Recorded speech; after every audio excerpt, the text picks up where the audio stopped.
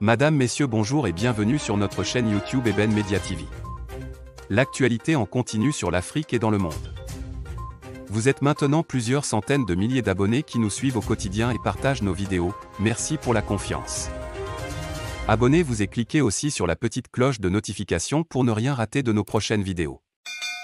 N'oubliez pas de partager aussi la vidéo et de la liker.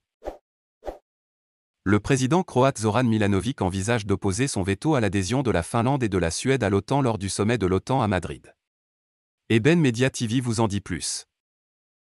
Comme le président du pays qui présente la Croatie au sommet de l'OTAN, je déclinerai l'invitation de la Finlande et de la Suède à l'OTAN, a-t-il déclaré aux journalistes mardi.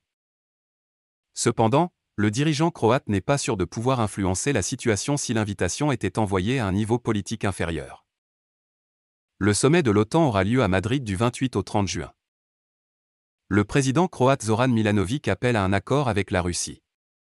Sans la Russie, il ne peut y avoir de stabilité en Europe et pas de stabilité dans l'Union européenne, a-t-il dit, ajoutant que la Russie est un facteur dans cette équation et que nous devrions avoir un accord avec eux.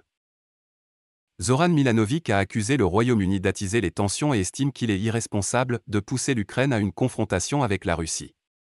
Lorsqu'on lui a demandé pourquoi il n'avait pas rencontré le secrétaire britannique à la Défense Ben Wallace, qui était en visite à Zagreb, le président croate a déclaré aux journalistes qu'il ne rencontrait pas les ministres de la Défense. Je ne connais même pas son titre. Enfin, je rencontre les ministres des Affaires étrangères, peut-être la Russie, les États-Unis. Je n'ai rien à dire aux ministres, en particulier à ceux du Royaume-Uni. Je ne rencontre aucun ministre de la Défense sauf ceux des superpuissances. Le Royaume-Uni a quitté l'UE et est donc moins important, a déclaré le président. Le président croate a conclu ses propos sur le Royaume-Uni, l'accusant d'avoir induit l'Ukraine en erreur, de l'inciter à l'escalade et de la tenir en otage dans les relations entre Londres, devenue une puissance de second ordre, et Washington. La Croatie et le Royaume-Uni soutiennent côte à côte le droit des États souverains à l'autodétermination, a déclaré Wallace mardi à Zagreb. Avec son homologue croate Mario Banoa, M. Wallace a signé un accord de partenariat stratégique entre leurs ministères, ainsi que l'accord qui régit le renforcement des liens au sein de l'OTAN, dans les Balkans occidentaux et la gestion des menaces hybrides, ainsi que l'amélioration de l'interopérabilité des forces armées des deux pays. Le Premier ministre croate, M. Andrej Plenković, a rencontré M. Wallace.